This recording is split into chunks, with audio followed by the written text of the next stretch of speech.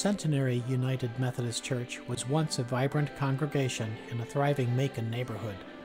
Local textile mills kept the area strong for decades. But times changed, the mills closed. The area's population became mostly low-income families. It became clear that neither the church nor the neighborhood would survive unless major changes were made. Several years ago, the church began to actively reach out and engage its neighbors. The neighbors reached back, and the church was saved.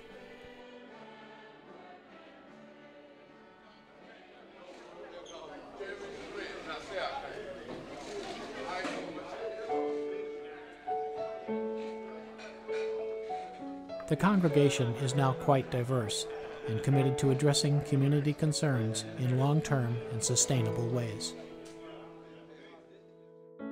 Centenary Church has been in the Bells Hill community for over 120 years. And just like the community, we've had our times of great growth and great activity, and then we had our times of steep decline. And it got to the point in 2005 where we had to honestly decide whether or not Centenary Church was going to have to close.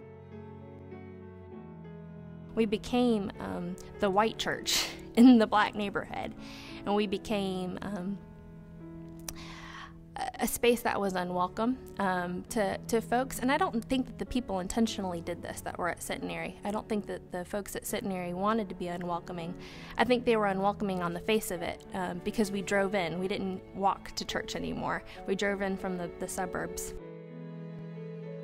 So Centenary started losing members, and by 2005, we had gotten down to maybe 20 or 30 in worship, and it was sad. I was a student at Mercer at the time, and I remember sitting in the choir loft one day and looking out at the congregation and realizing that there were more of us in the choir loft that particular Sunday than there were in the pews. So Tim Bagwell, who's now our senior pastor at Centenary, came along and said, there's no reason why you should be dying. You are in a vital intersection of town. You're very close to downtown. You're across from a major university in Macon. And the folks that were here really did want to know their community and want to be part of it. There was already a community breakfast here that delivered fresh eggs that were cooked every morning to Oglethorpe homes right behind the church. And they'd really genuinely wanted to be an inclusive church, but they didn't know how to do it. So Tim said, okay, you are not going to die. We are going to revitalize this church. But in order to revitalize this church, we need you to be intentionally inclusive.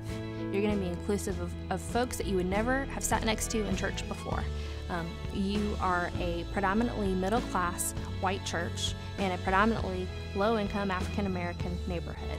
You need to be intentionally inclusive of folks of all races and folks of all economic classes. And so they were okay with that. It was going to be a little scary. We lost a few people at the beginning. That's okay. I feel like since then we've grown tremendously and have really embraced this idea of inclusivity. And we plastered it all over our walls. We made banners that said, love God, love yourself, love others, and serve. We said from the pulpit over and over again, this place is a place for all. And when we say all means all. We had started this garden, the Bells Hill Centenary Community Garden, a couple of years ago. And when we started the garden, we wanted everybody to be part of it, but we were saying everybody come out, but you know, gardening is backbreaking work and you have to be fairly able-bodied to be able to get down on the ground and work with your hands. So one of the first things we did with GCDD was to ask for money to do wheelchair height beds. And so we were provided funding and we built wheelchair height beds for gardening. So now everybody can garden. Our community gardens philosophy is that if you work it, you get to get it. There's no fee. We don't have requirements for as far as volunteering goes. If you go out into the garden and pick a weed, take an eggplant home with you. Whatever you get is yours. The whole garden is there for you. The whole harvest is there for you. We got to go to Indianapolis on a learning journey with the Georgia Council on Developmental Disabilities. And when we were there, we learned about the Roving Listener Program. And what the Roving Listener Program does is it hires folks to go out into the community and listen to people's stories. They're listening for what they're good at. They're listening for how they feel about their community, what changes they'd like to see in their community. And then they bring people together across common interests. So we decided to replicate that program and give it, a Macon twist. It has to be contextualized. So when we brought it back to Macon, we decided that we were going to do a pilot project in 2012. And now these roving listening teams are going out into the community. And what they're listening for those hidden gems, those gifts that people have that we may not know about. We want to know the community. We want to be invested in our community. We want to hear the random stories. Why is there a Space Needle in Jesse Evans' yard? I always wondered that, and I wasn't brave enough to go ask. And our youth listeners went down to Mr. Evans' house and asked him. Those are the types of things that we want to know. We want to know who are the artists in our community, who are the gardeners, who are the child care providers, and we want to unite people across common interests.